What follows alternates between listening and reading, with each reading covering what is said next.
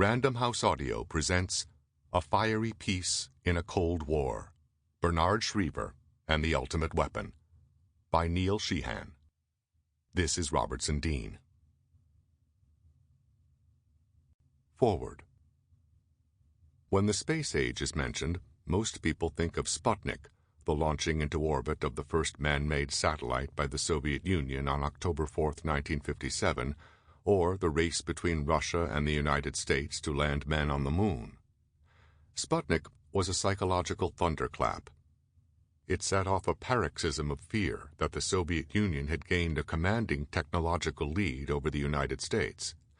The moon landing by Neil Armstrong and Edwin Aldrin on July 20, 1969, was its reverse, a spectacular feat of American technology with little in the way of practical benefits. This book is concerned with a quite different space race. This other race initiated America's exploration and exploitation of space and was for the highest stakes, preventing the Soviet Union from acquiring an overwhelming nuclear superiority that could tempt Soviet leaders into international blackmail and adventurism with calamitous results for human civilization. Its outcome thus directly affected the security of the United States and the non-communist nations of Europe, as well as the preservation of the fragile equilibrium between the two superpowers during the Cold War. The story of this other race, of the man who led it, an Air Force officer named Bernard Schriever, of those who labored with him, of the times in which they grew up and came of age, and the challenges and obstacles they had to overcome, forms the narrative of this book.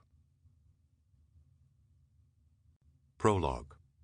A Right of Succession. General Henry Harley Arnold, known as Hap because of his unusual smile, was in a hurry in January 1946. During the Second World War, which had ended the previous August with the surrender of Japan, he had created and led the greatest air armada ever assembled, the U.S. Army Air Forces. The stress of the war had exacted a toll on a fragile heart. He had suffered 2 heart attacks during the war and a third shortly after its conclusion. He was to die of heart failure on January 15, 1950, at the age of just 63. He knew he would have to retire soon and turn command of his Army Air Forces over to his trusted friend and second man, Carl Tooey Spaatz.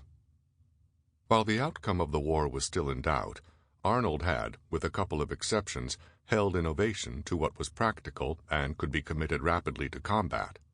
The one entirely new aircraft he had decided to build and nurtured to completion during the conflict was the B-29 Superfortress, because it had been necessary for the long-range strategic bombing campaign against Japan. Not that he had neglected to avail himself earlier of civilian scientific talent whenever he thought that it could help him solve particular problems.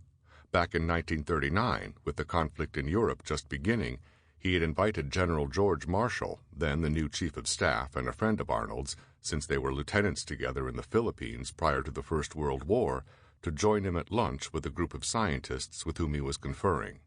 Marshall was a believer in the efficacy of air power, but respect born of the friendship was another reason he was to treat Arnold, officially subordinate to him, as an equal. During the war, he made him a member of the Joint Chiefs of Staff and allowed him to organize the Army Air Forces with an autonomy that would prepare the way for post-war independence. Marshall was, however, an infantryman by profession. He was not accustomed to the company of long hairs, as the regular military pejoratively referred to the scientific community. "What on earth are you doing with people like that?" he asked Arnold afterward. Arnold explained that he was using their original minds to create instruments for our airplanes that are far too difficult for the Air Force engineers to develop themselves.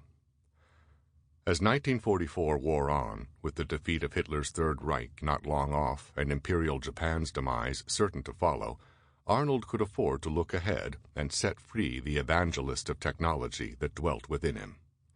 He intended to leave to his beloved air arm a heritage of science and technology so deeply imbued in the institution that the weapons it would fight with would always be the best the state-of-the-art could provide, and those on its drawing boards would be prodigies of futuristic thought.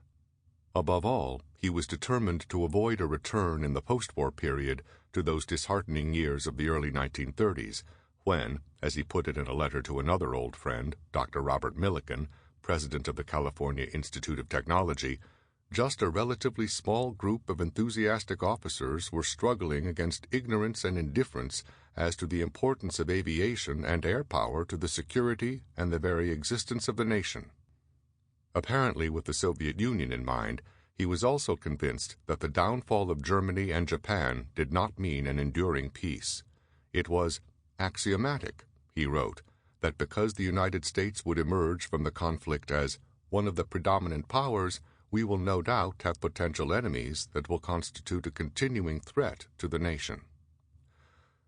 The Second World War had also wrought a change in the military cosmos as transforming as the one it was bringing about in the geopolitical universe. The nation could no longer look to the seas as the protective barrier around it, nor to the U.S. Navy as the bulwark to stop an enemy from breaching that barrier. The air was now the space that mattered, and the safety of the nation depended upon the ability of the U.S. Army Air Forces, soon to become the independent U.S. Air Force, to reign supreme in the skies. Hiroshima was also to make the new air arm first among equals where the other services were concerned, because it could deliver that most cataclysmic of weapons, the atomic bomb.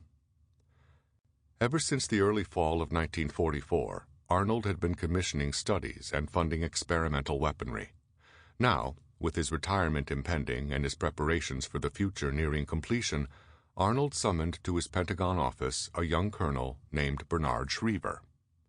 Benny Schriever had grown up in San Antonio, Texas, and acquired his nickname from the sports writers there. He had been a champion amateur golfer as a youth, and they had wanted a snappy moniker for their articles about his exploits on the links. They had dubbed him Benny, and the nickname had stuck during his military years. Schriever had spent the war out in the Pacific and had reported to the Research and Engineering Division of the Air Staff only a few days before. When he was told that Arnold wanted to see him as soon as possible, he hurried over to the east entrance on the outer, or E-ring, corridor of the Pentagon overlooking the Potomac, where the high panjandrums like the general had their domain. After the usual wait in the outer office in which the aides and secretaries worked, he was shown into the ample inner one, where Hap Arnold sat behind a large desk. Each of the shoulder tabs of his olive-drab uniform jacket held a ringlet of 5 silver stars. General of the Army, the highest rank to which an officer could aspire. Arnold was the only airman ever to achieve it. He beckoned Benny to one of the easy chairs in front. What ensued was the classic passing on by an older man of the final mission of his life and career to a young disciple. There would come a day, Arnold told Schriever, when scientists and scientifically trained officers would be just as important to the Air Force as the operators who currently ran it, AAF parlance for the men who had risen to general officer commands by their ability to wield bomber and fighter forces in combat. Nurturing the process that would lead to this day was crucial because of the difference it would make in the potency of American air power. To emphasize his point, the general stressed to Schriever the same parting message he was leaving with Spotts and others. It was the civilian scientists, not the military engineers, who had been the technological innovators during the war. They are the ones who made the breakthroughs, he said. He predicted that those breakthroughs, in radar, in jet propulsion, in rocketry, in nuclear weapons, would prove to be the catalysts for further innovation that would radically alter the nature of war. The First World War had been decided by brawn, he said, the second by logistics. The Third World War will be different.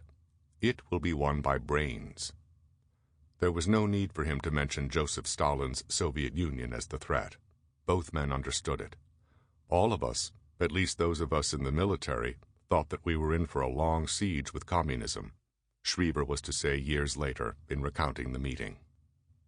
The rub was that with the end of the war, the scientists responsible for these accomplishments were returning to their universities. The laboratories at which they had worked were either shutting down, like the radiation laboratory at MIT, or being drastically shrunk, as at Los Alamos, where the atomic bomb had been created. To try to preserve the relationship with these scientists, Arnold was ordering the formation of a new scientific liaison branch within the Research and Engineering Division. He wanted Schriever to head it. Schriever's task would be to provide staff backup for project's civilian scientists under... Sample complete. Ready to continue?